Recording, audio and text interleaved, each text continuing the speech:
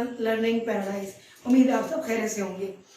तो बस मेरे चैनल पे सीख रहे हैं आप इंग्लिश लैंग्वेज बहुत ही ईजी और कम्प्रिहेंसिव वे में, और मैं आपको जिस तरीके से आपको पार्ट्स ऑफ स्पीच और टेंसेस सिखा रही हूँ, तो इससे ज़्यादा क्विक वे से आपको कहीं से भी आसानी से सीखने को नहीं मिलेगा। तो व्यूअर्स, मैंने आपको पार्ट्स ऑफ स्पीच पढ़ा दिए हैं, इसके अलावा टेंसेस भी हम ग्रेजुअली स्टेप बाय स्टेप पढ़ रहे हैं। जो व्यूअर्स मेरे चैनल पे न्यू हैं, मेरे चैनल को सब्सक्राइब कर दें, बेल के आइकन को टच कर दें, ताकि मेरी जो है नोटिफिकेशन आपकी को बर वक्त टाइम पे मिलता है मेरी वीडियोस का। तो व्यूअर्स, आज हम पढ़ने जा रहे हैं फ्यूचर परफेक्ट टेंस। ठीक है, तो लेट्स स्टार्ट। जैसे कि इसके नाम से ज़्यादा है परफेक्ट। मैंने अपने फर्स्ट 2 लेक्चर में आपको बताया कि परफेक्ट का मतलब होता है कंप्लीट। ठीक है, तो फ्यूचर परफेक्ट टेंस का मतलब है कि ऐसा वर्क जो कि फ्यूचर में कंप्लीट होने जा रहा है, ये फ्यूचर में कंप्लीट होगा। ठीक है, अब इसके अगर हम डेफिनेशन की तरफ चले तो इसकी डेफिनेशन इससे बनती है। डेफिनेशन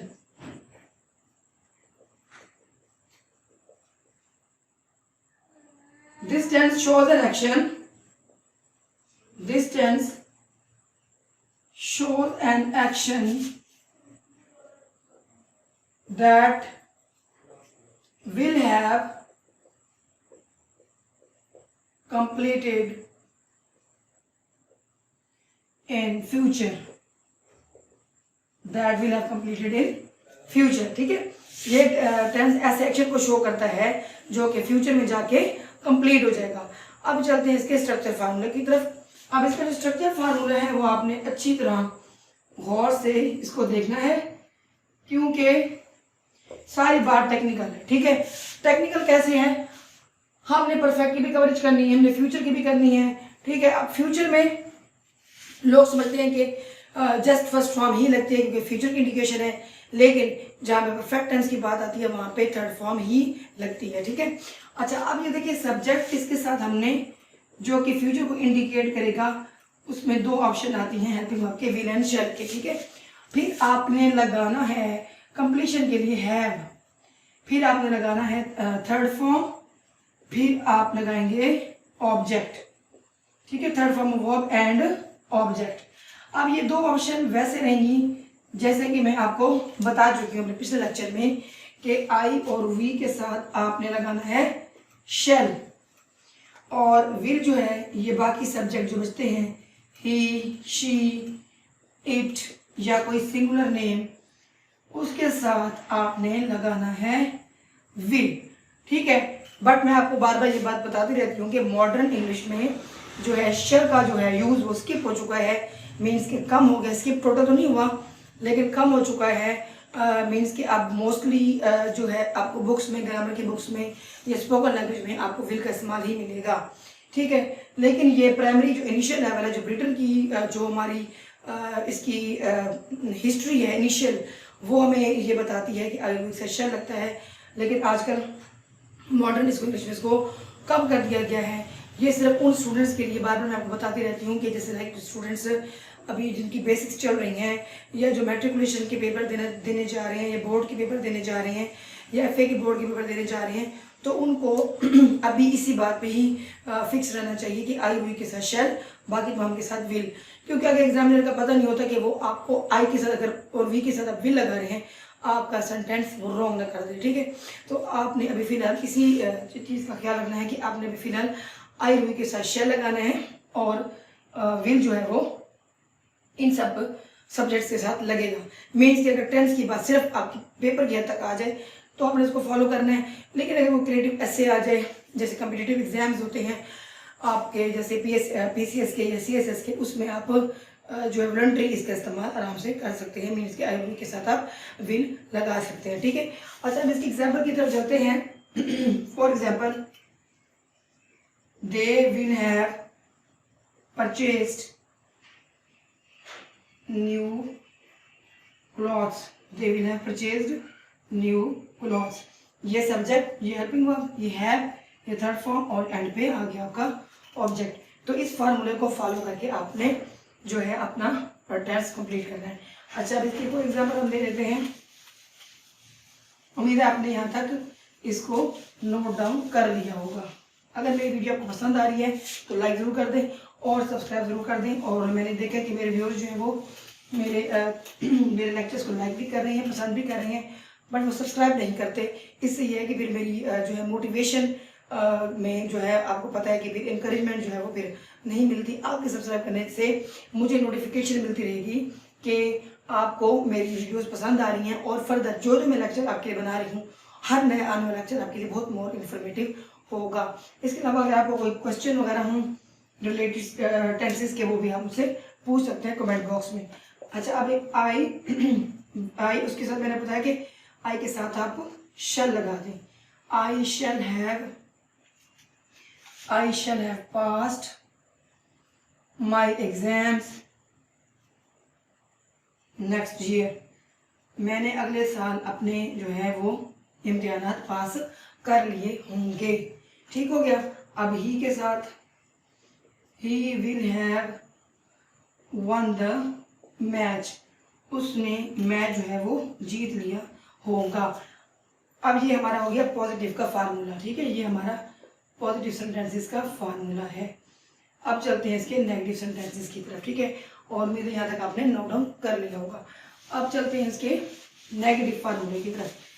अब ये इसका जो नेगेटिव फार्मूला है, एज यूजुअल, जैसे कि मैं आपको बताती रहती हूँ कि जो इसका नेगेटिव फार्मूला होगा, जैसे कि हम लोग हेल्पिंग वर्ब के फौरन बाद नॉट लगा लेते हैं, इसी तरह आपने विल या शेल के बाद आपने लगाना है नॉट। ठीक है, फिर आपने plus not plus have plus verb third form and object.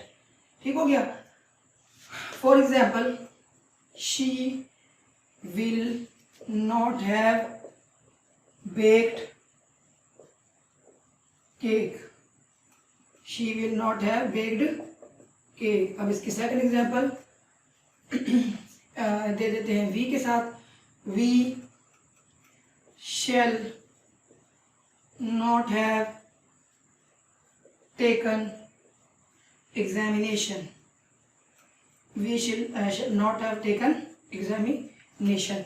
तो ये हो गया नेगेटिव फार्मूला और ये हो गया इसका इम्प्लीमेंटेशन। ठीक है, अब हम चलते हैं फ्यूचर इंटरोगेटिव के फार्मूले की तरफ। अब इसके इंटरोगेटिव का जो फार्मूला है, इंटरोगेटिव सेंटेंसेस का फार्मूला आपने कैसे करना है कि विल और शैल आ जाएगा सेंटेंस के स्टार्ट में, फिर आपका आ जाएगा सब्जेक्ट। ठीक हो गया।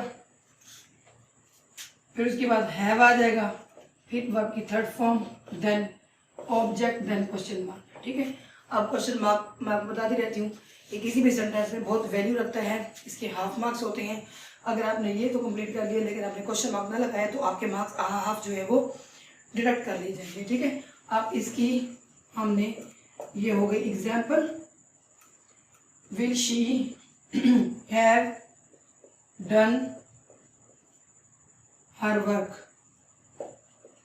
ये आ गया इसका क्वेश्चन मार्क। अच्छा जी, अब we shall we have gone to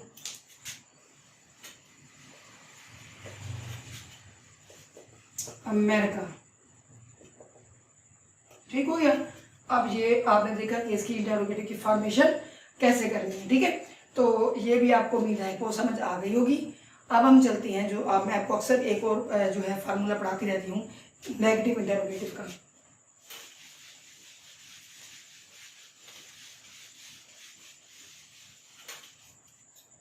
negative interrogative का जो फार्मूला है,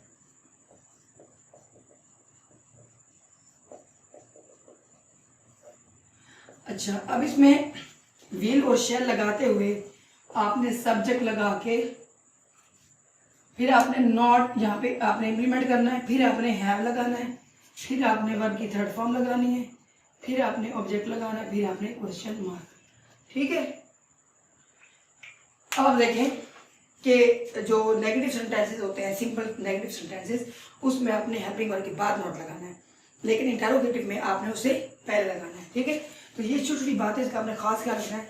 अगर आपने इस नेगेटिव इंटरोगेटिव में जो नॉट है आपने हैव के बाद लगा दिया तो आपका पूरा जो है वो क्वेश्चन रॉन्ग हो जाएगा।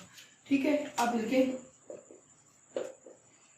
Will she not have baked cake question mark. अब देखिए कितना आसान हो गया, ये हेल्पिंग वर्ब आ गया, ये सब्जेक्ट आ गया, ये नॉट आ गया, ये हैव आ गया, ये वर्ब की थर्ड फॉर्म आ गई, आ गया आपका ऑब्जेक्ट। ठीक है, आपको ना अगर फार्मूले पे ग्रिप है ना तो फिर आप इजीली हर सेंटेंस बना सकते हैं। मैं आपको हर वीडियो लेक्चर में बताती रहती हूँ कि आपकी 3 चीज़ों पे ग्रिप होनी चाहिए। First of all vocabulary, second structure formula, और थर्ड जो है वो इसकी सिंबल के आप जो करने जा रहे हैं, जो उर्दू में सेंटेंस है, जब आप उसकी ट्रांसलेशन करने जा रहे हैं तो आपको सिंबल पता है कि उर्दू में इसके एंड में क्या आएगा, तो ये फ्लां टेंस है और हमें इसकी कन्वर्जन कैसे करनी है। ठीक है, अब इसके एक और एग्जाम्पल भी आपको ऐड करवा देती हूँ। Shall we not have won the match question mark. अब देखिए ये शैल वी के अकॉर्डिंग आ गया, नॉट आ गया, हैव आ गया, थर्ड फॉर्म आ गई, और ये आपका ऑब्जेक्ट आ गया एंड पे क्वेश्चन मार्क। ठीक है, तो आपने इसी तरह सारे फार्मूलाज को फॉलो करते हुए आपने इसकी इम्प्लीमेंटेशन करनी है। तो व्यूअर्स, आज का लेक्चर इतना ही। इंशाल्लाह ताला मैं नेक्स्ट लेक्चर में आपको आइडेंटिफिकेशन बताऊंगी कि फ्यूचर परफेक्ट टेंस की और पास्ट परफेक्ट टेंस की और इसके अलावा प्रेजेंट परफेक्ट टेंस की क्या जो है आइडेंटिफिकेशन उर्दू में होती है। ठीक है, और उर्दू में आइडेंटिफाई करके आपने उनको किस तरह स्ट्रक्चर फार्मूले के अंदर फिट करना है। ठीक हो गया, क्योंकि उर्दू में जब आप आपकी लाइक अगर आप मैट्रिक के पेपर दे रहे हैं, FA के दे रहे हैं, तो उर्दू से इंग्लिश अगर ट्रांसलेशन आपका क्वेश्चन लाजमी आता है। जब उर्दू से इंग्लिश से आप ट्रांसलेशन कर रहे होते हैं, मोस्टली जो इंग्लिश मीडियम के जो स्टूडेंट्स होते हैं वो भी कंफ्यूज हो जाते हैं। उनको वैसे तो स्पोकन आती है, ठीक है, क्रिएटिव राइटिंग भी कर लेते हैं, ऐसे राइटिंग भी कर लेते हैं, स्टोरी राइटिंग भी कर लेते हैं, बट जब उर्दू में सेंटेंस उसके सामने आता है उस वक्त हो जाते हैं कंफ्यूज। उनको समझ नहीं आ रहा होता कि इसमें कौन सा स्ट्रक्चर फार्मूला इंप्लीमेंट होगा, हालांकि उन्हें स्ट्रक्चर फार्मूलाज भी आ रहे होते हैं। तो मैं नेक्स्ट लेक्चर में आपको आइडेंटिफिकेशन बताऊंगी उर्दू में फ्यूचर और प्रेजेंट और पास्ट टेंसेस की। तो इंशाल्लाह ताला मिलेंगे नेक्स्ट वीडियो में। अगेन मेरी वीडियो को लाइक कर दें, सब्सक्राइब कर दें और शेयर कर दें, क्योंकि शेयर करने से नॉलेज बढ़ता है, कम नहीं होता। तो व्यूअर्स, अपने हिफ्ज़-ओ-मान में रहिएगा और मुझे दुआ में याद रखिएगा। Till then, bye bye.